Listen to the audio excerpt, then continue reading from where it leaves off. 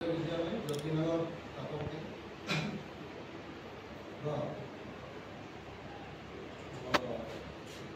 नवागत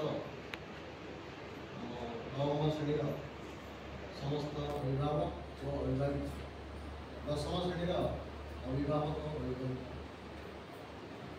एवं विद्यालय समस्त शिक्षक शिक्षक एवं आम विद्यालय एसएमडीसी कमिटी अर्थात विद्यालय उन्नयन और परिचालना कमिटी समस्त सक्रिय सभ्य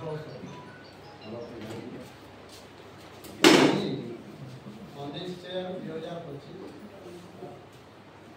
ये सरकार निर्देश अच्छी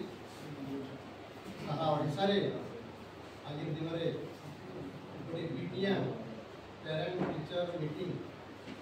बा विद्यालय पढ़ुवा समस्त छात्र छात्री अभिभावक अभिभाविका एवं विद्यालय समस्त शिक्षक शिक्षक और एसएमडीसी कमिटी समस्त सभ्य श्रद्धा गोटे बैठक अनुष्ठित करने निर्देश दिला सरकार उद्देश्य प्रतिवर्ष अतिकम चार्टा आमर पीटीएम मीटिंग हुए विभिन्न मास आई नूतन शिक्षा वर्ष 2025-26 आरंभ हो नवम श्रेणी पिला भी एडमिशन ने नूतन शिक्षा वर्ष बर्तमान आज दिन में हो 19/2025 आज बैठक हो प्रथम पीटीएम प्रथम अभिभावक शिक्षक शिक्षक बैठक यहपरी आउ 3टा हम टोटाल 4टा बैठक एक मास बाहर भी विद्यालय उन्नयन एवं परिचालना बैठक हुए जेना एसएमडीसी आम कमिटी बैठक विद्यालय आम उन्नयन हम परिचालना कौन हम केमती करवा से विषय हुए यहाँ पीटीएम उपरे सरकार गुरुत्व दें आम विस्तृत भाव में आम आलोचना करवा आम विद्यालय को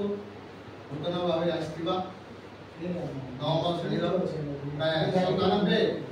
पिला एडमिशन नहीं समस्त नुआ गार्डियन मान विद्यालय तरफ आउ थे आम स्वागत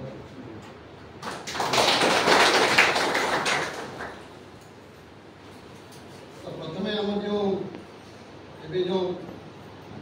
नवम एवं दशम को जो उत्तीर्ण है पिला नवम श्रेणी आम टोटाल 90 पिला थे नवम श्रेणी आ से 90 जन मध्य 2 जन पिला लॉन्ग एब्सेंट आम नियम हो जो पिला लगी लगी 15 दिन जो एब्सेंट रही स्कूल में अटेंडेंस सीट लिखा हो name struck due to long absence signature कर दिया आपको तार प्रेजेंट पड़े हवा कथा तथापि आम देखु बारंबार आम फोन कर टीचर मैंने आम सार मैंने सब जाऊँ बारंबार डाक सत्वे भी पिला माने स्कूल को नहीं आसा बड़ समस्या ये तो ये जो 90 पिला जो थे 2 जन पिला लंबा एब्सेंट से परीक्षा दे नथिले गोटे पिला से परीक्षा देला देखी टोटाल सब सब्जेक्ट में वर्षर सब मास जहाँ परीक्षा हुए विषय 0 मार्क रहे